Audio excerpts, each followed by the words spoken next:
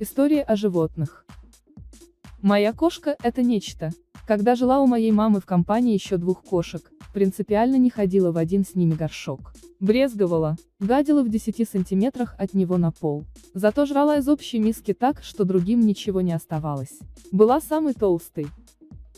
Забрали ее к себе. Теперь ходит в туалет, куда надо. Но ни черта не жрет, хоть что положи. Похудела до косточек. Сегодня забежал уличный кот.